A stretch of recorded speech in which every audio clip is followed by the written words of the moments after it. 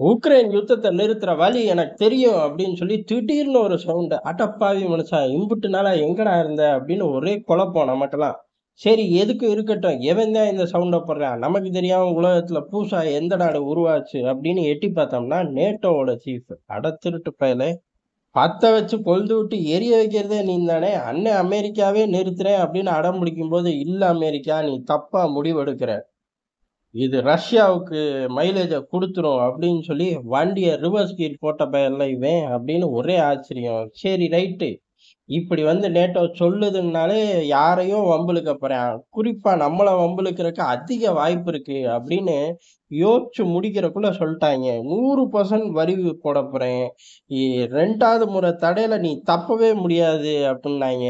எல்லாம் சரிடா. யார பார்த்து பேசுறேன்னு சொல்லி தொலைடா அப்படிங்கிற மாரி இருந்துச்சு. கடைசியில இந்தியா, சீனா, பிரேசிலுக்கு அப்படின்ட்டாய்ங்க. ஏன்டா அவன் அவன தூக்கி போட்டு மிதிக்கிறான். நீ அதுல போட்டு தடுமாறுற, ஜெயிக்க முடியாம தவிக்கிற. எங்கள ஏன்டா வம்பிழுக்கிற அப்படின்னு கேட்டா, ரஷ்யா இந்த யுத்தத்த நடத்துற காரணமே நம்ம கச்சா எண்ணெய் வாங்குறனால தான் அப்படின்னு சொல்லி ஒரே குண்டா தூக்கி போட்டாய்ங்க. ஆனா இது உண்மையா? பொய்யா? அப்படிங்கிறத ஃபர்ஸ்ட் நம்ம பார்த்துருவோம். ஃபர்ஸ்ட் இந்த யுத்தங்கள் நடக்கக்கூடிய காலகட்டம். ரஷ்யா மீது ஐரோப்பா தடைகள் போடக்கூடிய காலகட்டத்திலேயே ஏறக்குறைய இவனுங்க அதாவது வழமையா ரஷ்யா கிட்ட வாங்கிட்டு இருக்கிறத விட கூடுதலா வாங்கிக்கிட்டே இருக்காங்க. எது? கேஸ. பெரிய அளவுல வாங்கிக்கிட்டே தான் இருக்காங்க. எந்த அளவுக்கு அப்புட்ன்னா, 19 பில்லியன்ல இருந்து 22 பில்லியன் போற அளவுக்கு கணிசமா இன்கிரீஸ் பர்ச்சேஸ் போட்டுக்கிட்டே இருக்காய்ங்க. அடப்பாவி! நீ வாங்குறேங்கிறதே பெரிய ஷாக்கு. இதுல அப்படியே இன்கிரீஸ் ஆயிக்கிட்டு இருக்கான்னு கேட்டா, சத்தியமா இன்கிரீஸ் ஆயிக்கிட்டு இருக்கு. பையிங் குறைஞ்ச பாடு இல்ல. ஆனா போய் கேட்டோம்னா, இது வந்து அத்தியாவசிய தேவைன்றுவாய்ங்க. நம்ம மட்டும் ரஷ்யா கிட்ட இருந்து கச்சா எண்ணெய் வாங்கிட்டு வந்து, தங்க கடைகள்ல தங்கத்துக்கு பக்கத்துல அந்த கேன வச்சா விக்கிறோம். நமக்கு அத்தியாவசியம் தான். அது என்ன ஆடம்பர பொருளா?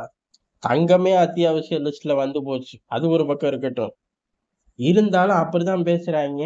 முழுக்க முழுக்க நேட்டோ இப்ப மறுபடியும் பழி வாங்குறக்கு துடிக்குது. ஏன் இப்ப துடிக்கிறாய்ங்க அப்படிங்கிறது தான். காரணம் என்ன அப்படின்னா, அண்ணன் அமெரிக்கா மீண்டும் உக்ரைன் யுத்தத்துல ஃபோக்கஸ் பண்ண ஆரம்பிச்சுட்டாய்ங்க. இது நின்ன பாடு இல்ல. நம்ம கொஞ்சம் அக்ரெசிவா ஆயுதத்த வித்துப்புடுவோம் அப்படிங்கிற மாரி. ஆனா சொல்லக்கூடிய ஆள் யாரு? ட்ரம்ப்.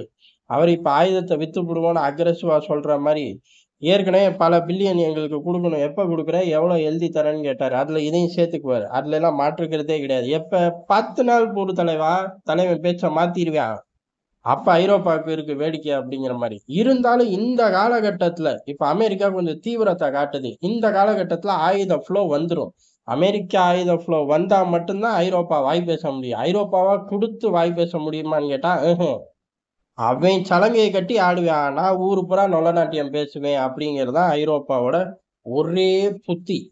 அமெரிக்காவாச்சும் இறங்கி சகுனி வேலைய பார்ப்பான். அவன் பார்த்த சகுனி வேலைக்கு இவன் மைலேஜ் எடுப்பேன்னு ஆட்டிக்கிட்டு நிப்பான். கேட்டா ஐரோப்பிய யூனியன் ட்ரேட இழக்க வேண்டியது வரும்னு பயமுறுத்துவான். இந்த பிரிக்ஸ பார்த்து பயப்படுறதுக்கு இதுவும் ஒரு காரணம். பிரிக்ஸ் எல்லாம் பலமா வந்ததுக்கப்புறம் ஐரோப்பிய யூனியன்லாம் காட்டி பயமுறுத்தவே முடியாது. ட்ரேட காட்டி பயமுறுத்தவே முடியாது. தொலைஞ்சாய்ங்கங்கிற மாரி. இப்படி எல்லாத்துக்கும் சேர்த்து பழி வாங்குறதுக்கு தான் இப்ப தயாராயிட்டாய்ங்க. நேட்டோவை ஏற்கனவே கதற விட்டு ஓட விட்டது இந்தியா. இப்ப ட்ரம்போட இந்த ஆக்ரோஷமான ட்ரேட் வார் ஒரு பக்கம், உக்ரைன் யுத்தத்துக்குள்ள மீண்டும் ஆயுதங்கள பம்ப் பண்ணலாங்கிற முடிவுல இருக்கும்போது, ஆட்டோமேட்டிக்கா இவனுங்க ஃப்ரீ ஆவாய்ங்க. உக்ரைனுக்கு சப்போர்ட் இவனுங்க முழுசா பண்ண தேவையில்ல. இப்ப பண்ற லெவல் பண்ணா போதும். இந்த காலகட்டங்கள்ல எந்திரிச்சு இந்தியா போன்ற நாடுகள வம்பிழுப்போம். இது ஐரோப்பியர்களுக்கே உள்ள புத்தி. ஐரோப்பிய யூனியனு, நேட்டோவும் தான் மிகப்பெரிய கடவுள்கள் உலகத்துக்கு. அமெரிக்காவுக்கே அண்ணன் நான்கிற மாரி நொல நாட்டியம் பேசிக்கிட்டு திரிவாய்ங்க. டேய் அமெரிக்காட்டயும் போய் சேர்த்து சொல்றான்னா சொல்ல மாட்டாய்ங்க. ஆசிய பகுதி, ஆப்பிரிக்கா பகுதி மட்டும் தான் இவனுங்களுக்கு இளிச்சவாயனுங்க. அப்படின்னு அவனுங்கலாம் நெனச்சுக்கிட்டு இருக்காய்ங்க. ஒரு காலத்துல இருந்த மாரியா இப்ப இருக்கும்? தூக்கி போட்டு மிதிக்கிறதுல வாரிசையா 3 வருஷம் அடி வாங்குறாய்ங்க.